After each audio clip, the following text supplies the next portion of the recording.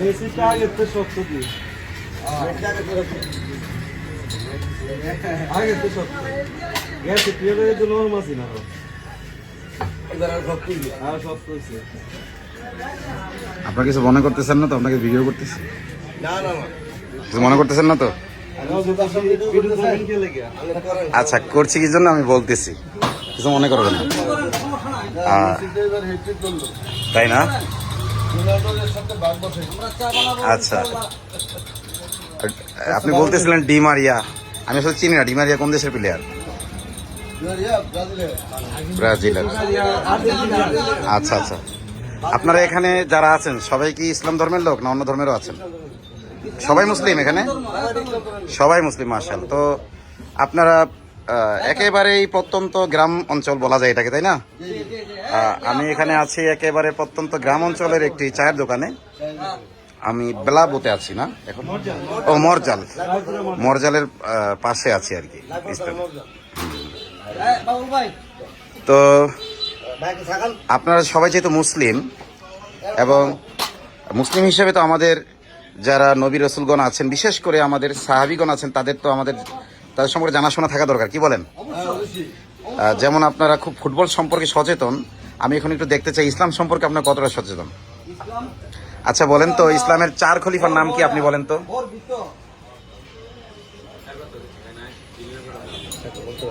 চার খলিফার নাম আপনি বলতে পারেন না?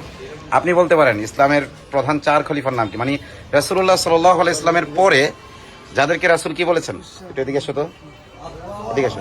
তোমাকে জিজ্ঞেস করবো, তুমি ক্যামেরা ধরবা, এদিকে এসো, তুমি ভয় পেও না।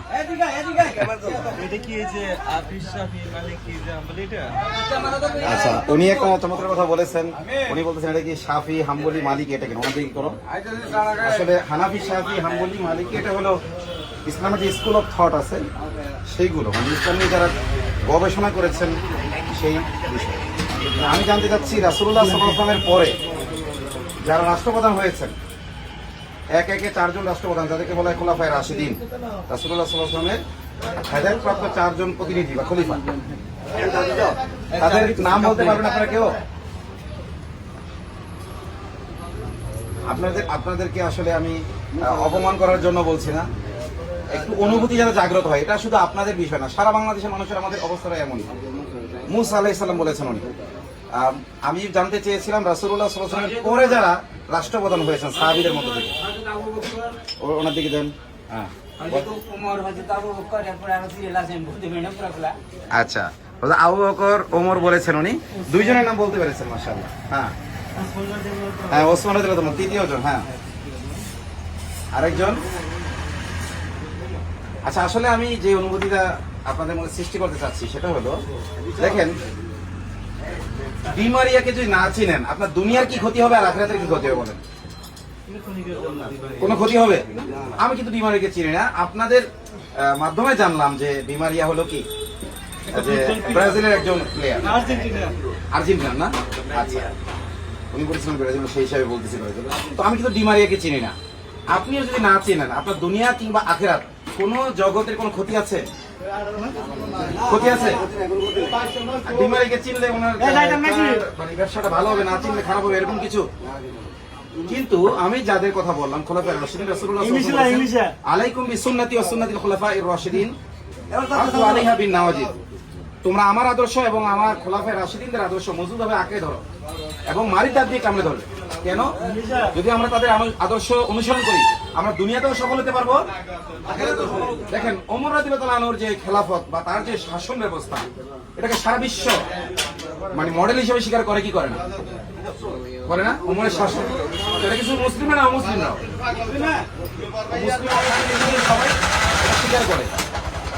অথচ আমরা আমাদের হিরোদেরকে চিনি না, আমরা আমাদের হিরোদেরকে জানি না।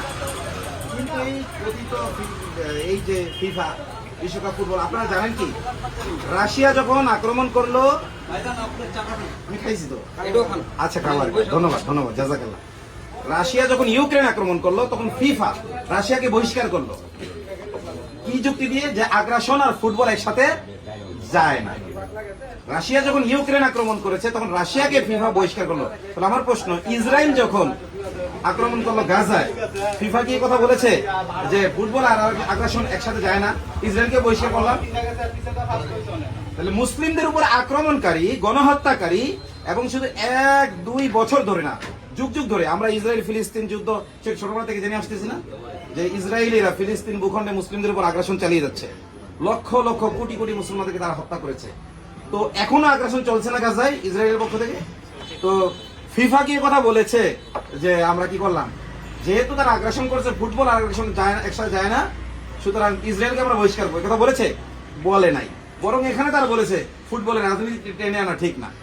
কিন্তু ইউক্রেনে আক্রমণ করার কারণে রাশিয়াকে যখন বহিষ্কার করলো সম্ভবত 2022 সালের দিকে, তখন কিন্তু তারা বলে নাই যে ফুটবলের রাজনীতি টেনে আনা ঠিক না। তাহলে এটা বুঝতে হবে, যেই মুহূর্তে আপনি আমি ফুটবলে বুঁদ হয়ে আছি, ঠিক সেই মুহূর্তে গাজার মুসলমানদের উপর গণহত্যা চলছে।